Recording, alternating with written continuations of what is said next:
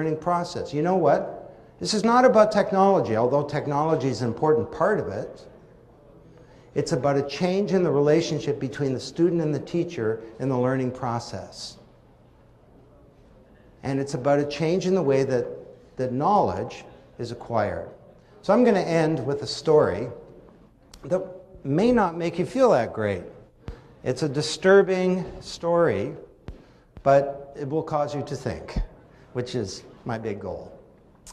Okay, so I was invited in June, fortunately in time to get this story into the book, to spend a 3-hour lunch with all the deans and the head of Florida State University. And they were doing a capital campaign of $1 billion, and they want to position themselves as the 21st century university. So they asked me to come in and talk to them about this. We sat around for lunch and we talked for 3 hours. And I gave my view, which you've just heard. The old model of pedagogy is wrong for a new generation.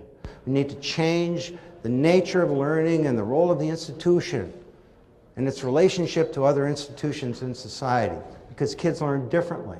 And we have a new medium of communications that enables us to move from teaching to discovery. And so one of the deans turns to this guy right here. His name is Joe O'Shea, 22-year-old. He had a nice white shirt on. It's a picture from him that day. And he's a student, and said to him, well, Joe, what do you think? And Joe says, well, I kind of buy it, what Don is saying, because I think I do learn differently. I'll give you an example. I don't read books. Now, the look around the room is kind of the look on your face right now, okay? This look of horror. And he says, I think I know what's in books, but I don't really read books. He said, I can find a lot of information on the web, and if I need to know what's in a book, typically I don't need to read the book. I need to know what's the best chapter. And with Google Books, you can get any chapter of any book free, and I'm pretty good at figuring out what's a good chapter. And when I do read an actual book, I don't go from the beginning to the end. I sort of, like a website, I kind of hyperlink around in the book to try and absorb it. And I find that that's a lot faster. So the dean of the film school turns to the group and says, well, Joe, that's pretty interesting. I don't know if that's something that's fascinating and holds a lot of potential, or if you just described the end of civilization.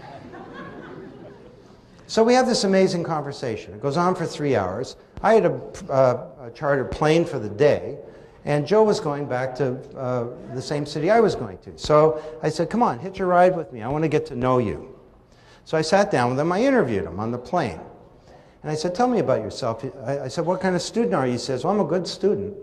I said, how good? He says, well, straight A's. Doesn't read books.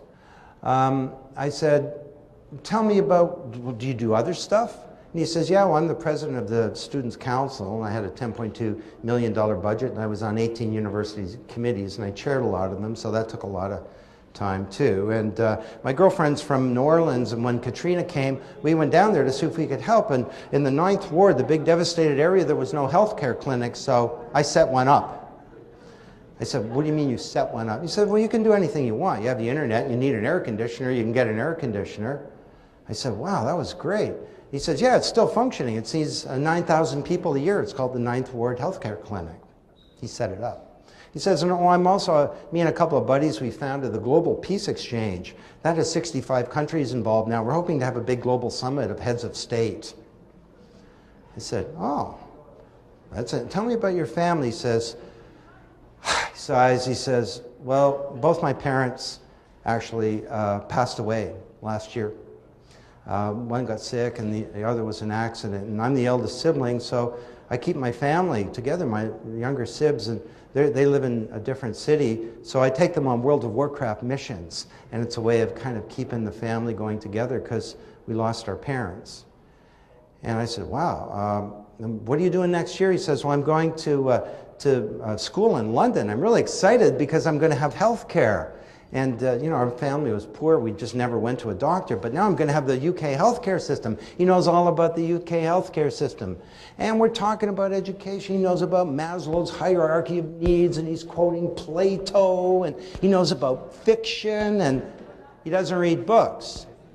So I said, well, what are you doing in London? He says, I'm taking a master's degree in philosophy at Oxford. Oxford and Cambridge would be the two hardest places to get into in the world, and he doesn't read books. And I said, wow, you got financial aid? Yeah, he says, I got a scholarship. I said, well, that's great. Where'd that come from? He says, it's called a Rhodes Scholarship. The only Rhodes Scholar from Florida this year doesn't read books. And he is as knowledgeable and deeply informed as any person that I've met in years.